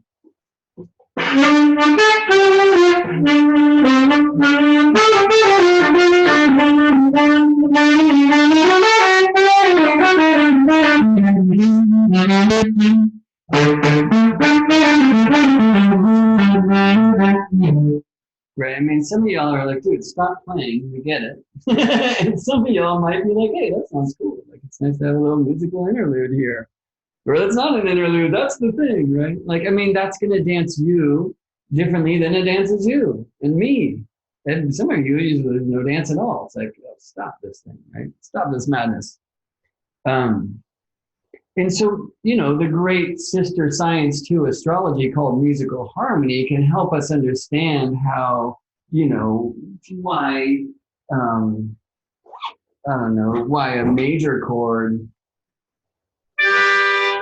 and a minor chord are going to like be experienced differently, but also harmony is going to say, well, what about like what's the culture that cat came from? Like, did they grow up on major chord folk music or minor chord folk music? You know, like we know that smell has so much to do with our memory, right? So there's something also just about in the way that we're cultured. Well, we see that, of course, astrologically in the birth chart, right? And then that noise called Jupiter-Saturn conjunction is going to be translated as sound to this native differently than to that native. Just like the saxophone, the noise of the saxophone is going to be converted into sound by your ears differently than it is by hers or his or mine or theirs or whatever, right?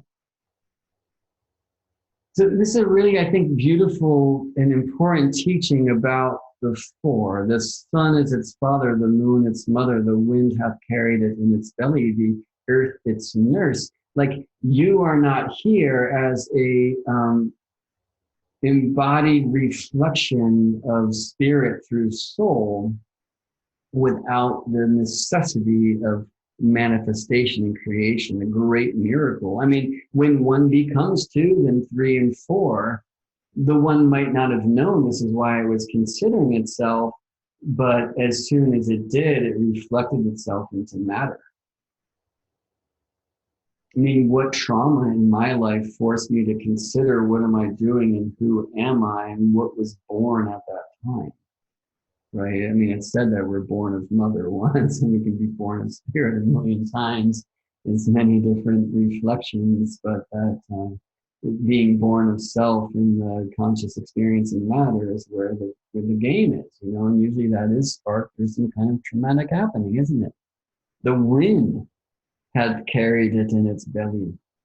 A wind is a wonderful sound, but it's also something we want to build shelter from, you know? The sun is its father, the moon its mother, the wind hath carried it in its belly, the earth its nurse, right? So the earth here is this place where we come into matter, and you've heard me too many times now to say, why? To feel, to heal, to know, to grow, which is the gift we give of growth to the one and only thing.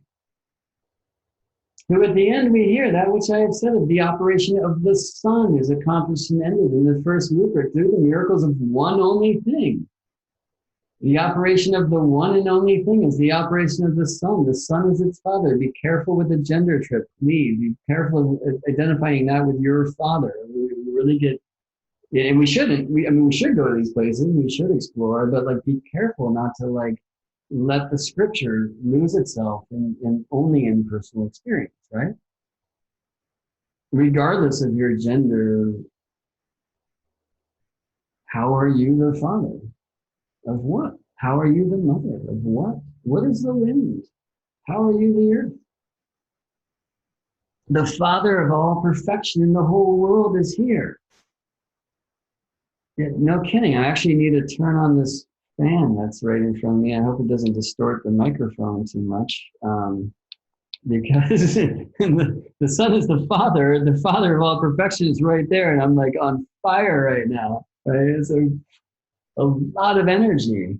But look, its force is entire if it be converted into earth. By the way, Newton's translation says its force or power is entire if it can be converted into earth. Now, importantly, this is an alchemical text. And so many will say that the Emerald Tablet offers transmissions of how those with ears to hear and eyes to see can take the prima material, the one material, and create the Philosopher's Stone, which is the great work. What does that mean?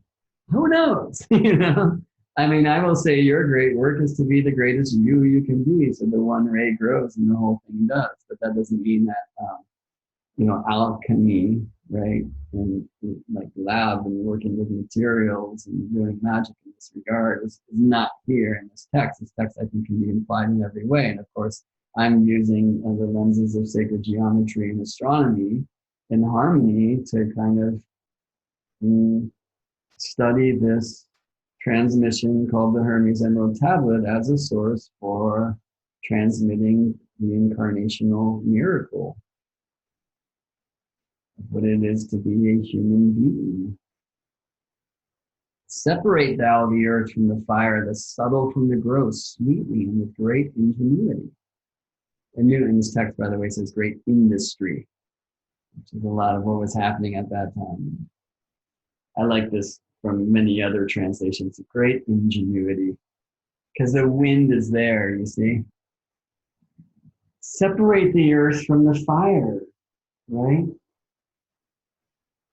Well, the spirit and the matter. So much of this is awakening to higher self, remembering what we truly are, and then not falling prey to that. Like, how many people on their spiritual path will just wait to get out of here? Well, if it was your time, you'd be dead, friend. We are here to be us and to be the best us we can be on earth as one be, right? So separate the fire from the earth, separate the subtle from the gross. This, I'm gonna all say, and he doesn't, but the spirit and the matter, right? Like, understand that you are the one, understand you are one being, keep them in their right place and experience that polarity, that power, that force of converting spirit into earth, right? I mean, other translations or a text would say what? Like the kingdom of heaven is here on earth. So how can we learn to see spirit in everything? How can we learn to see the one in every one being? So the force is entire when spirit is converted into earth. That is, I believe, like spirit reflecting itself through soul into matter. I mean, let me say a thing about that, because I literally feel this is the function of sun, moon, and earth in our system. Okay, there's other systems where this would work a little bit differently. Sun, moon, and earth. And I feel that actually if the moon was not here and we were, that we wouldn't be like we are now. I mean, there's some whispers that it was like that long ago, that there was earthling before the moon. I think that we wouldn't have writing from that time or even like individual words, because there's no need for writing when you're sharing one mind. How do you share one mind? You are colony experience, like ants, right? We shouldn't kill ants, but if you do, you might justify that thing by saying you didn't just kill Bob the ant or Sue the ant, right? You pulled a hair from the queen. I mean, don't go killing ants, and please don't think of me as just some like ant killer. But you see what I mean? Like that consciousness, it's very spread out. There's an understanding that they are literally one being. Now, of course, human being, there is the human being called you and the human being called me, and there is a being called humanity, right? But that's not meant to be our experience. And I think the gift that we're given of forgetting that we are the one thing offered by the moon is through this unique, never repeated reflection of the one light through the moon to earth, right?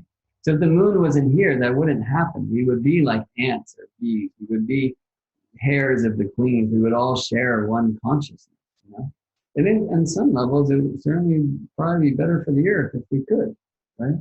But that's not the state of the earth game today. Like that's not the way that you and I came to play.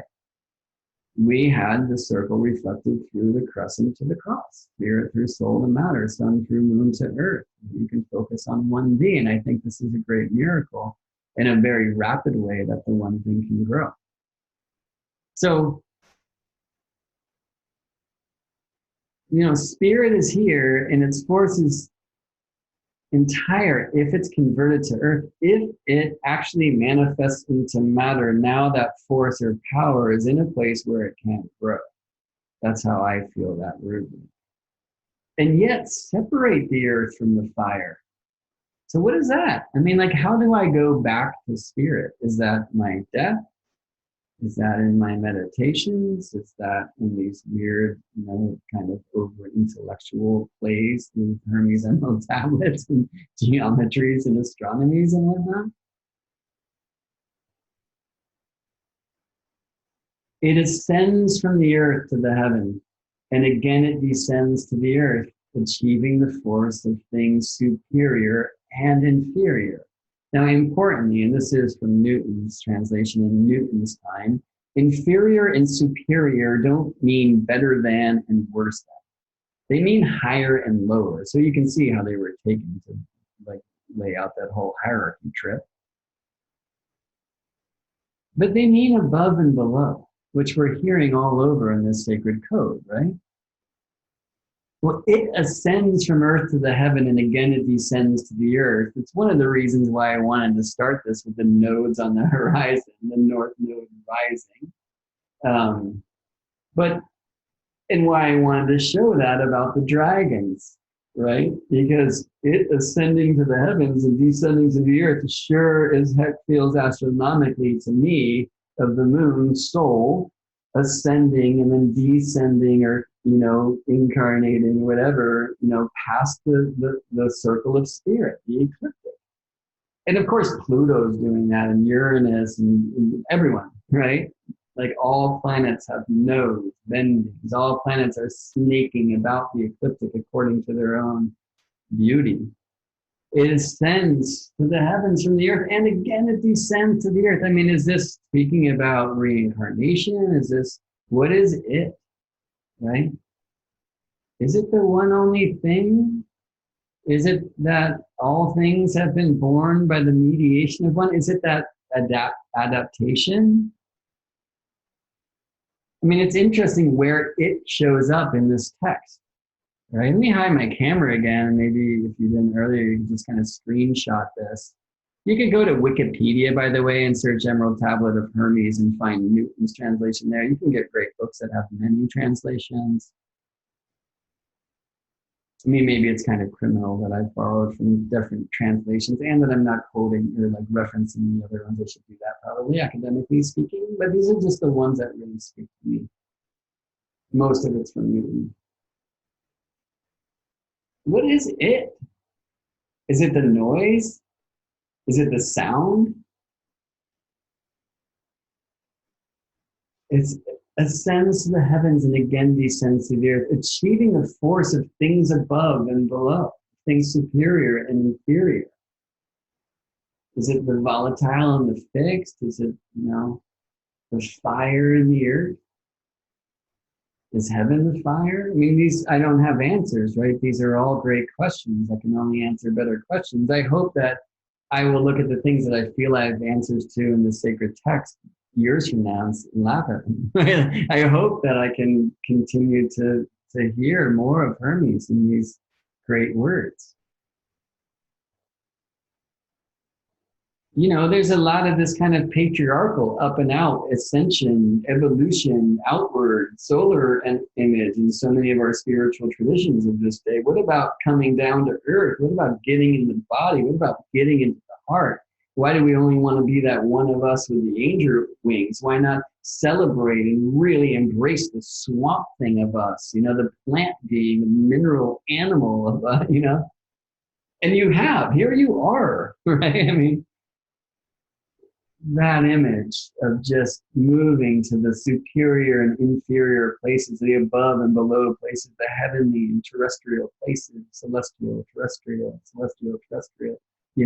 that image that like the moon's course through her bendings and through her nodes, and Mars's course through his bendings and his nodes, like it's so beautifully like resonant with this incarnational happening, and maybe this reincarnational happening, and this idea that the soul can show itself in many manifestations.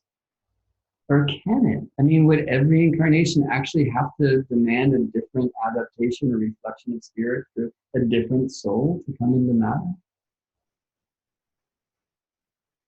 What is it when I say your spirit or your soul? What are these different things? So I guess we're getting into way more question-based here at the end of our so far almost 2-hour journey than answers. So let's just continue. By this means, you shall have the glory of the whole world, and thereby all obscurity shall fly from you. See through the veil. Release the idea that this world is what you see through the eyes conditioned by the science class program, the church, or whatever it is, Look to that light that the sun allows to shine through the tapestry that would hide us so that we can do this thing on earth. But he says, look, by this means you shall have the glory of the whole world. And look at the second to last rubric, hence I am called Hermes Trismegistus, having the three parts of the philosophy of the whole world, which he in no way, or maybe in every way, is calling spirit, soul, and matter, and certainly not sun, moon, and earth, or maybe, the words are here, I'm, allowing them to dance together in a way that I think really feeds my cosmology at this point, and has fed my cosmology, but you should read it the way that it reads you, But he does say the three parts of the philosophy of the whole world, and then above here again, by this means you shall have the glory of the whole world, and thereby all obscurity shall fly from you. So the whole world has at least these three parts of the philosophy, right? And how is that shown? By it ascending to the heaven and descending back to earth, achieving the force of the above and below. I mean, what's below the above and above the below? What is in the middle? What is it ascending and descending past, So I just love that image of moon ascending across the path of spirit, across the ecliptic, above and below. Well, what's reaching for up there? What's the heavens that aren't the sun, what is beyond the veil? Its force is above all force, for it vanquishes every subtle thing and penetrates every solid thing. Which, by the way, sounds a whole lot like the burning sunlight to me. I mean, there's a chance that astrology itself did not get so sun-centered until our cosmology of the solar system did, again, with the Copernican revolution. You're not going to read in ancient text that somebody is a Scorpio or a Virgo or whatever. Many people are like literally angry at me because I'm a Scorpio who calls myself Gemini Brett. It's like, well, why am I my sun sign, right? But we do see in this text, I believe, that which I have said of the operation of the sun is accomplished and ended. The miracles of one and only thing. The sun is its father, the father of all perfection in the whole world is here. Its force is entire to be converted into earth, Its force, again, its entire could be converted to earth, and its force is above all force, for it vanquishes every subtle thing and it penetrates every solid thing. I would say this is, consciousness. This is these three parts. This is spirit reflecting itself through soul into matter. Penetrating the solid, vanquishing the subtle. So was the world created.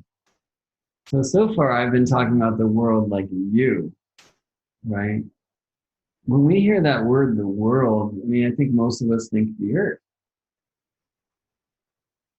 Is it something more? Is the world the universe? Is the world you, right? Why is a chart geocentric? And the marvelous conjunction, let me read this from earlier, right? So its force is above all force, for it vanquishes every subtle thing and penetrates every solid thing. So was the world created, and the marvelous conjunctions of it, for this is the process by which these marvels may be brought about. That line, definitely not from Newton, by the way. But I like that we hear, and I'm surprised that Newton didn't go there just because he was so astronomical in most of his translation of the tablet. And the marvelous conjunctions of it. Its force is above all force, for it vanquishes every solid thing and vanquishes every subtle thing and penetrates every solid thing. So was the world created, and the marvelous conjunctions of it, for this is the process by which these marvels may be brought about. These conjunctions, is it the conjunction of sun and moon? Well, if it is, it's earth, moon, sun. It's matter, soul, and spirit. And this is the story of the lunar nodes, or this is the story of the greatest expression that the three parts are aligning to those dragon places, which is the eclipse, which does vanquish subtle things and penetrate solid things. The marvelous conjunctions, this very well could refer to one of the 7 alchemical phases of transmutation, which is called conjunction, right? Conjunctiva. But I feel that he's speaking about the alignment of these 3 parts of the philosophy, which astronomically, you don't need to hear from me again. I feel are sun, moon, and earth. Hence, I am called Hermes Trismegistus, having the 3 parts of the philosophy of the whole world. That which I have said of the operation of the sun is accomplished and ended. And so you can see it's these last 2 rubrics and the first 2 rubrics where I'm really spending my time. And, the third, the sun is its father, the moon its mother, the wind hath carried it in its belly, the earth its nurse. And just to get back to the 3 parts of the philosophy of the whole world, but yet there we see 4 elements. We could say 5 with the ether, that's like a whole nother realm. But I think in this way, the 3 parts being sun, moon, and earth, the 3 parts of the whole world, there's a 4th thing that's not of the world, or a first thing that's not of the world. And so saxophone, saxophonist, and saxotone, okay, being 3 of these 4, which I will say in any order you choose, are spirit, soul, and matter. I'll say saxotone is matter. But there is this other thing, this thing that's even more mysterious than spirit. Where does spirit come from? Is it that dot in the circumpunct? What is this force? What is this wind that hath carried it in its belly?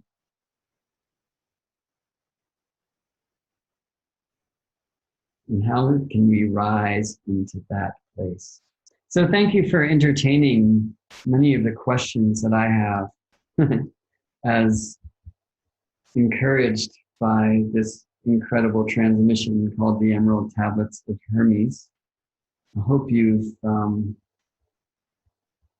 enjoyed this in one way or another, and that it's spoken to you. And I hope, as it always is with me, that you've been participating in this thing, even though you're watching in the future of the moment that I call now. Because my prayers when these things start, regardless of whether it's a presentation or veiled transmission or a consultation, with the honor of tuning into the sacred solemn of somebody's birth chart. My prayer is heart before chart, and may the wisdom of this beautiful being or these beautiful beings speak through me today. So I hope you've heard yourself reflected in the whispers of my weird words. And on the way out, I'm fond of saying, may this have confirmed what you have always known. May it have opened new windows of contemplation, practice, and play. And in true Gemini fashion, may it have brought more questions and answers. Thank you for drinking Astrology with me today. You can find me at GeminiBrett.com, which you can't find on this slide. I'm just realizing. So let's show this one instead. Yeah, a long one today, 2 hours and 8 minutes. So thanks for playing at length. I love that these things can be recorded so we can stop and walk in the woods and contemplate or add our own thing. And I would love to tune into the song of your soul with you and apply this approach of sun and moon and earth as spirit and soul and matter, and tune into your lunar nodes and all of these sacred notes of your beautiful song. This noise of our chart, which becomes sound when it is heard by other ears or awakening ears like yours. Thank you again for honoring me with your presence and participation, friends. This is Gemini Brett signing off. I will see you in